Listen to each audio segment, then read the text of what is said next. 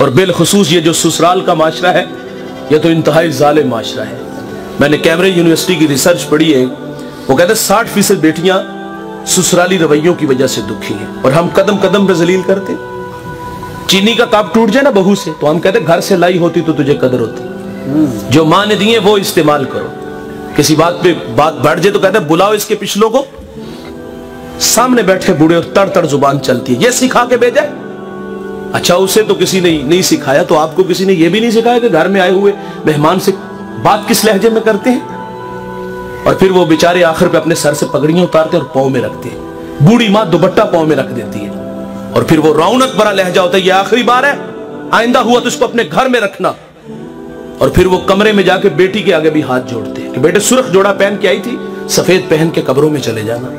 वो भी कहती है ये कैसे माँ बाप है, कभी मैं घर की रौनक थी, जिगर का टुकड़ा था, और आज ये मुझे यहां मरने की दावत दे रहे, मजबूर कर रहे मुझे। उन्होंने मुझे मारा है और मेरे सामने इन्हें भी रुसवा किया है। ये कैसे माँ बाप हैं? वो क्यों कहते हैं अपनी बेटी को बेटे सुर्ख पहन के आई थी, सफेद पहन के कब्रों में चले जाना? वो इसलिए कहती है कि तलाक याफ्ता बेटी को हमारा माशरा कबूल नहीं करता। हम कहते हैं जरूर इसमें कोई ना कोई गलती होगी। और कभी उस कमीने से भी पूछा जिसने तलाक दी है?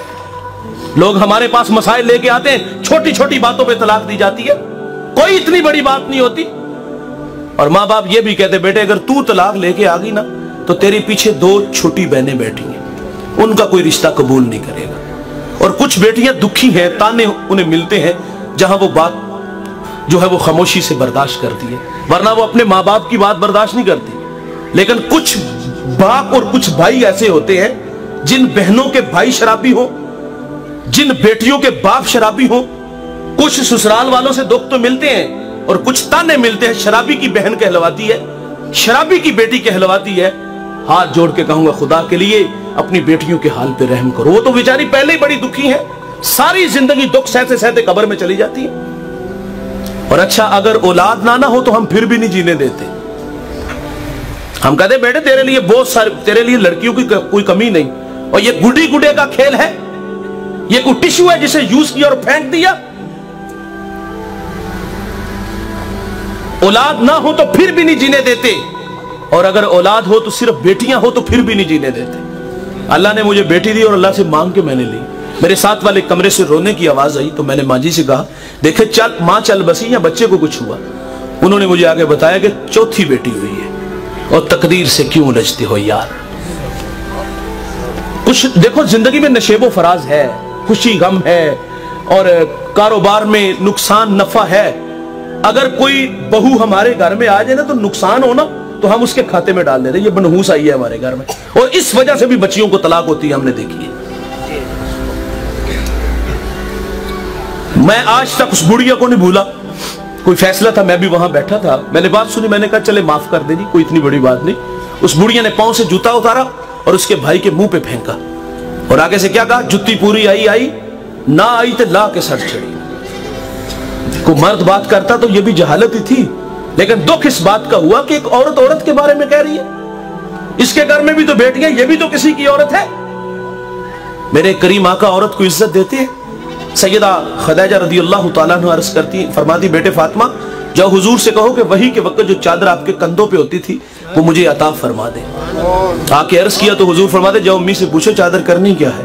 और पीछे पीछे सरकार भी तशरीफ ले आए। फरमाया चादर क्या करनी है? अर्ज की हुजूर बतौर बरकत कफन के लिए साथ ले जाना चाहती हूँ। हुजूर फरमाते आप चादर मांग रहे हो, अगर मेरे जिस्म की जिल्द मांगते तो मैं मोहम्मद तुम्हें वो भी उतार के दे देता। हुजूर तो इज्जत दे रहे हैं।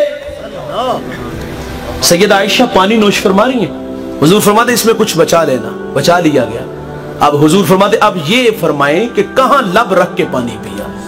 अर्ज की हुजूर यहां लब रखे, तो हुजूर वहीं लब रख के पानी पीते। मेरे करीम आका तो औरत को इज्जत दे रहे हैं यार।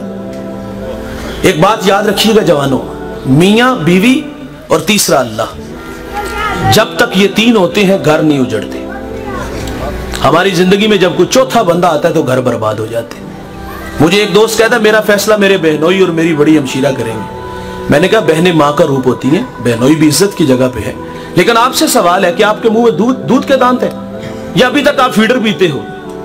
यार हम फैसला करने की ताकत भी नहीं रखते। ओ यार कुछ बातें जाने दिया करो, कमरे की आवाज को क्यों बाहर लाते हो, दो खानदानों को आमने सामने क्यों लाके खड़ा करते हो। हुजूर फरमाते तुम्हें औरत की अगर कुछ बातें अच्छी नहीं लगती, कुछ अच्छी हैं, वो देख के दरगुजर कर दिया करो।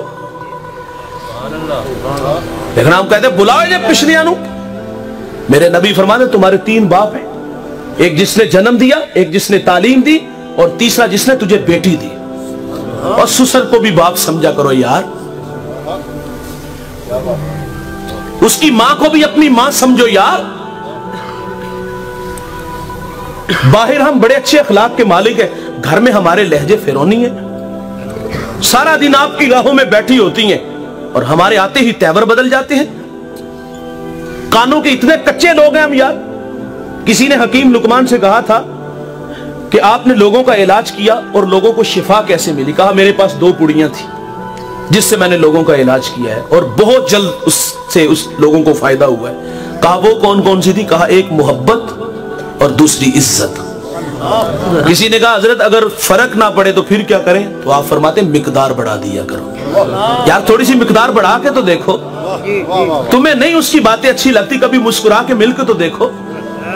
तर गुजर का और तावीज अपने दांतों के नीचे दबा के तो देखो यार, मोहब्बत बढ़ेगी। मोहब्बत देने से मोहब्बत मिलती है।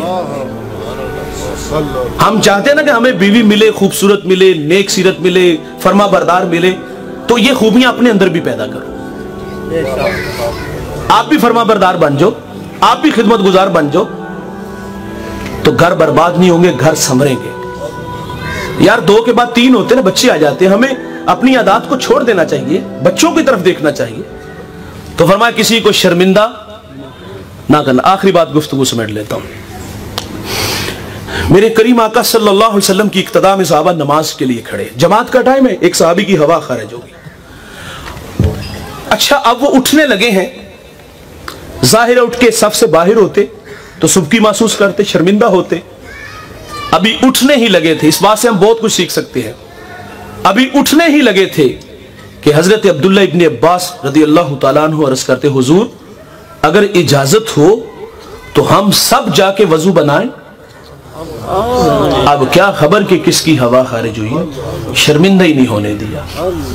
तो दोस्तों अपने रवैयों में हुस्न पैदा करो। जिस कदर अखलाक अच्छे होंगे अल्लाह के यहाँ इज्जत तौकीर बढ़ेगी। तेरा अखलाक देता है पता तेरी बुलंदी का, तेरा ये झुक के मिलना कह रहा है आसमान।